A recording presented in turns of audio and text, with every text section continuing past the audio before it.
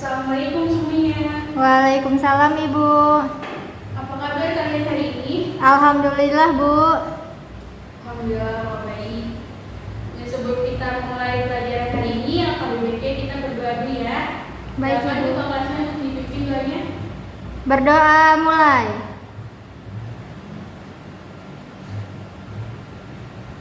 Berdoa selesai.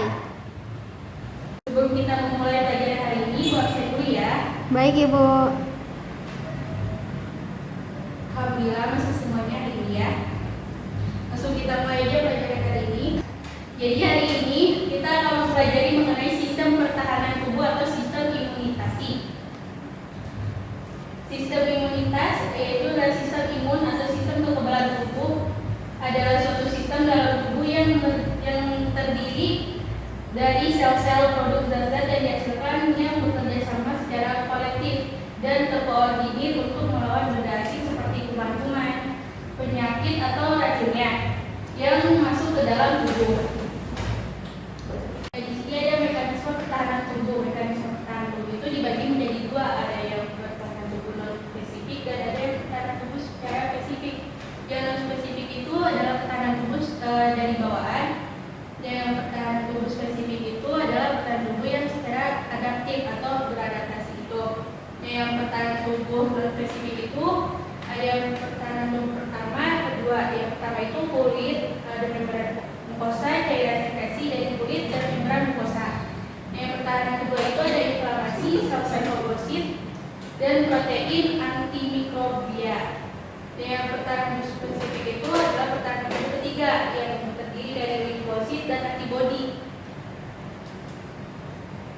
Mekanisme pertahanan tubuh non spesifik itu adalah respon imun yang timbul terhadap jaringan tubuh yang rusak atau terluka dan bukan terhadap penyebab kerusakan itu sendiri. Mekanisme non spesifik itu cakup yang pertama itu pertahanan eksternal. Di eksternal itu ada kulit, membran mukosa yang melapisi saluran sel-sel epitelio bersilia, yaitu termasuk pertahanan tubuh terdepan. Yang kedua itu ada pertahanan internal.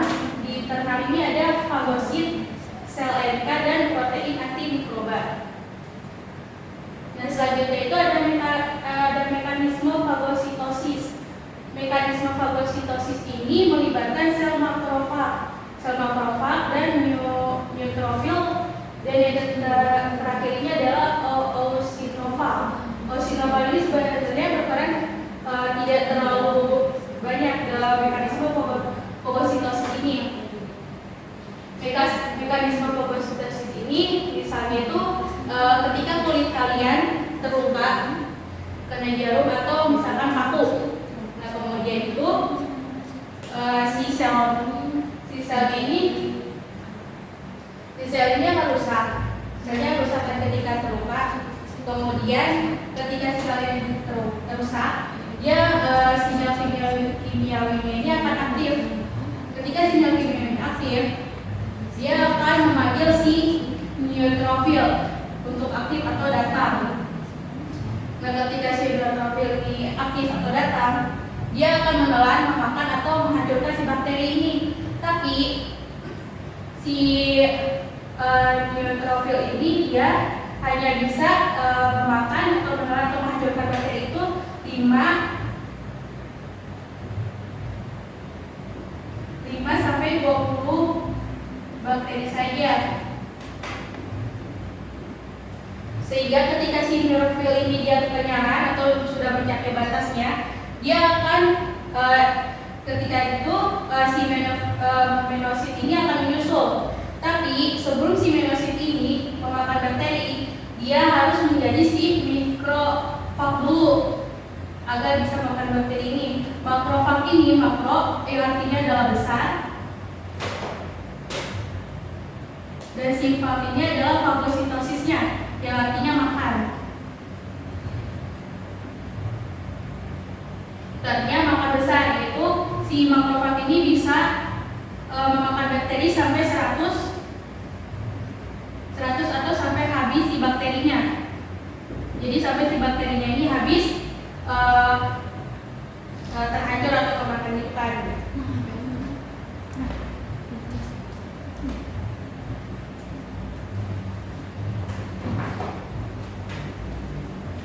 Selanjutnya itu ada sel NK atau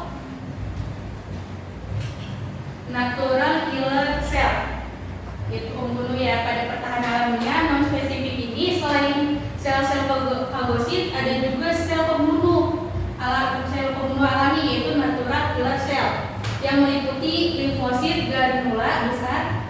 Fungsi utamanya merusak sel tubuh yang diserang virus dan sel tumor. Nah, kemudian ada si protein antimikroba. Protein antimikroba ini melawan secara langsung atau menghalangi. Dan protein antimikroba ini terbagi menjadi dua, yaitu yang pertama itu ada interferon.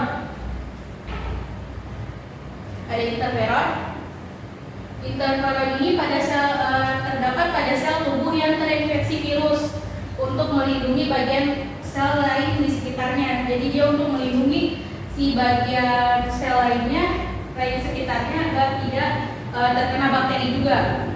Nah, cara kerjanya itu gimana sih? Cara kerjanya itu yang pertama itu menghambat sel-sel infeksi, kemudian meningkatkan diferensiasi sel-sel. Nah, yang kedua itu ada si protein komplement.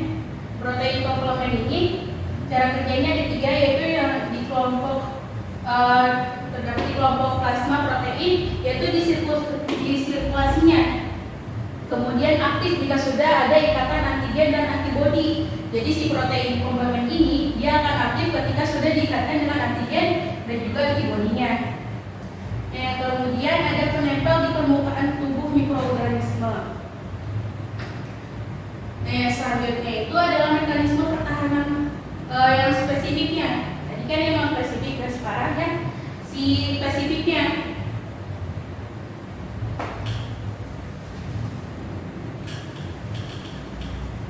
Nah, mekanisme pertahanan tubuh spesifik adalah melindungi tubuh dari patogen dan memastikan pertahanan tubuh tidak berbalik melawan jaringan tubuh itu sendiri. Mekanisme spesifik mencakup kekebalan tubuh terhadap penyakit atau imunitas terhadap dua jenis imunitas, yaitu imunitas aktif dan pasif.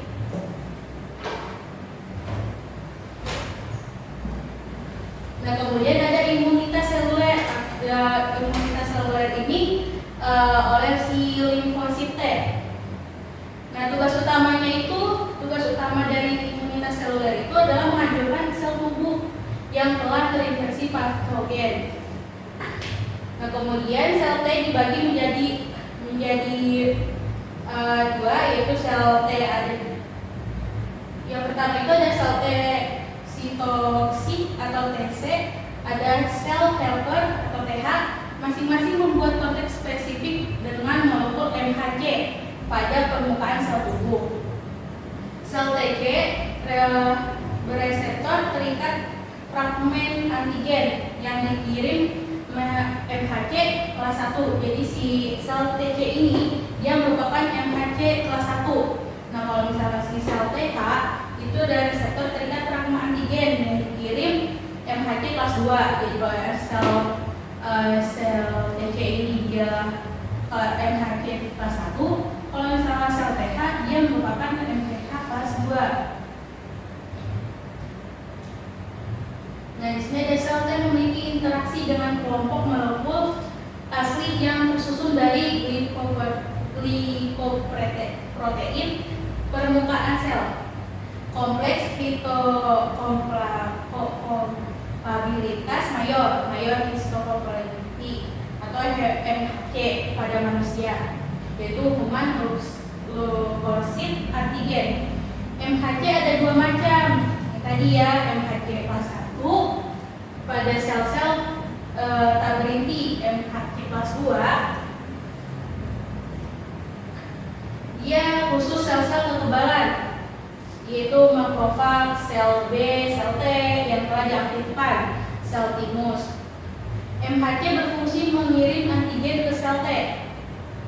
MHC dan fragmen antigen kemudian ke kompleks MHC antigen, kemudian dapat dikendalikan reseptor antigen spesifik sel T.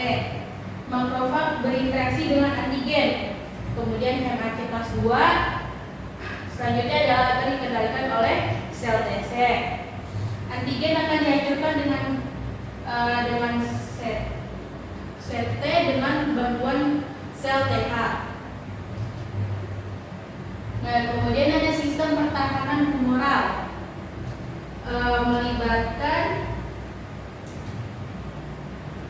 sistem pertahanan humoral ini melibatkan sel B yang berasal dari sel asal multipeptide di XTL belakang. Sel B bertemu dengan benda asing, kemudian berproliferasi, berdiferensiasi, berkembang, kemudian plasma membentuk antibodi. Nah, antibodi pertahanan tubuh dari infeksi ekstraseluler, virus, bakteri, dan toksisnya. Kemudian sel B menghasilkan antibodi PP, peredaran darah, dan limfa. Kemudian ada sistem pertahanan seluler yang berperan di sel T, TC, dan TH. Pertahanan mikroba di sel seluler. Kemudian ada sel terinfeksi antigen, makrofag menelan dan menghancurkan antigen. MHC klaster 2 yang disintesis bergerak menuju ke permukaan makrofag yang protein antigen. Nah, protein antigen dikenali oleh sel TH dengan perancangan CD4 protein permukaan sel TH. Sel TH teraktivasi mensekresikan sitokin untuk mengaktifkan limfosit lain. Contoh sitokin itu ada interleukin 11 mengaktifkan sel B untuk kontak dengan antigen, berdiferensiasi menjadi sel plasma, mensekresikan antibodi. IL-11 juga membantu sel T sitotoksik menghancurkan antigen. Nah, antigen atau imunogen adalah suatu substansi kimia, protein makromolekul dan polisakarida yang mampu merangsang sistem imun atau kekebalan baik secara seluler maupun humoral untuk menimbulkan respon spesifik. Antigen mempunyai dua ciri penting, yaitu sebagai berikut. Yang pertama itu imunogenitas, yaitu kemampuan untuk memicu perbanyakan antibodi dan limfosit spesifik. Yang kedua itu ada reaktivitas, yaitu kemampuan untuk bereaksi dengan limfosit yang teraktivasi dan antibodi yang dilepaskan oleh reaksi kekebalan.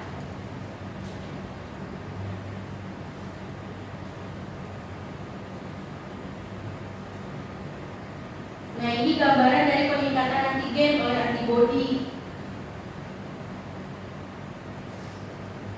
Ini kan antibodinya. Terus ini antigennya, jadi si antigen ini dia terikat oleh antibodinya.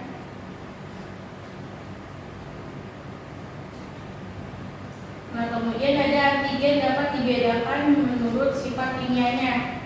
Yang pertama itu ada polisakarida, yaitu hidrat aram dan glikoprotein umumnya di permukaan mikroba. Yang kedua itu ada lipid. Lipid itu tidak imunogeni bila diikat protein membawa menjadi imunogenetik. Yang ketiga itu ada asam nukleat, tidak imunogenetik bila diikat protein membawa dia akan menjadi imunogenetik. Yang keempat itu ada protein, yaitu umumnya imunogenetik. Nah, selanjutnya ada antibodi atau imunoglobulin atau disingkat dengan IG. Antibodi adalah protein globulin khusus yang dibentuk sebagai respon terhadap suatu antigen dan secara spesifik mengadakan reaksi dengan antigen tersebut. Terdapat 5 jenis antibodi, yaitu ada IgM, ada IgL, ada IgE, IgA, dan IgD. Nah, ini imunoglobulin atau IG itu ada 5 kelas yang tadi. Yang IgM dia berperan sebagai reseptor permukaan sel B dan disekresi pada tahap awal respon sel plasma. Kemudian ada IgG lagi, itu tuh terbanyak di tubuh dan darah diproduksi jika tubuh berespon terhadap antigen yang sama. IgM dan IgG berperan jika terjadi infeksi bakteri dan virus serta aktivasi komplement. Kemudian ada IgE melindungi tubuh dari infeksi parasit dan merupakan mediator pada reaksi alergi, melepaskan histamin dari basofil dan sel mas. Kemudian itu ada IgA ditemukan pada sekresi sistem pencernaan, pernapasan, dan perkembangan, contohnya pada air mata dan ASI. Kemudian yang tadi itu ada IgD, terdapat pada bagian permukaan sel B, mengenali antigen pada sel B. Kemudian ada respon tubuh terhadap antigen. Respon tubuh terhadap antigen itu dibagi menjadi 2, yaitu ada imunitas humoral dan imunitas seluler. Nah, yang humoral itu melibatkan antibodi dan berperan menghadapi antigen yang bersifat larut. Kalau yang seluler itu melibatkan sel-sel limfosit dan berperan menghadapi antigen yang terdapat pada permukaan sel. Contohnya itu ada sel tumor, parasit, dan lain-lain. Yang selanjutnya itu ada gangguan pada sistem kekebalan. Gangguan pada sistem kekebalan tubuh ini ada yang pertama itu ada alergi. Alergi itu jika tubuhnya bereaksi dan menghasilkan antibodi terhadap suatu antigen yang disebut alergen. Alergen ini dapat masuk tubuh melalui makanan, udara, sengatan hewan, dan lain-lain. Reaksi antara alergen dan antibodi mengaktifkan berbagai sel untuk melepaskan prostaglandin dan histamin yang menimbulkan gejala alergi. Alergi diobati dengan antihistamin yang menghambat pelepasan histamin. Nah, kemudian itu ada autoimun. Dalam kondisi normal, sistem imunitas tidak bereaksi dengan jaringan tubuhnya sendiri, akan tetapi kemampuan sistem imun untuk mengenali jaringannya sendiri dapat mengalami kerusakan sehingga menyerang jaringan tubuhnya sendiri. Nah, contohnya itu ada tiroiditis, demam rematik, dan lupus. Nah, yang ketiga itu ada penyakit defisiensi imun. Jenis penyakit ini adalah AIDS. Penularan AIDS ini terutama terjadi lewat hubungan seks. Virusnya adalah HIV. Definisi virus HIV menginfeksi makrofag dan limfosit T. Ini adalah gambaran dari anatomi virus HIV-nya. Nah, kemudian ada penerapan pertahanan tubuh. Yang pertama itu ada antibodi monoklonal, yaitu usaha manusia dengan teknik hibridoma atau rekayasa genetik, yaitu satu klon atau jenis antibodi. Yang kedua itu ada produksi interferon secara rekayasa genetik, dapat diproduksi secara in vitro atau dapat digunakan sebagai antivirus. Yang ketiga itu ada proses pembuatan vaksin dilakukan dengan mengambil bagian tubuh atau produk patogen sebagai antigen seseorang merangsang pembentukan antibodi.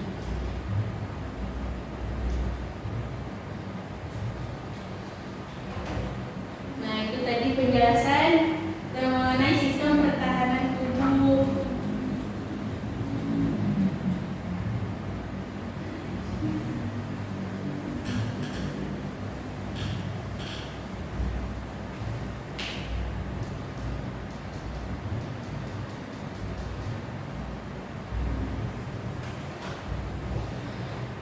Nah, dari penjelasan yang sudah Ibu jelaskan, kira-kira ada yang mau ditanyain nggak mengenai sistem pertahanan tubuh ini?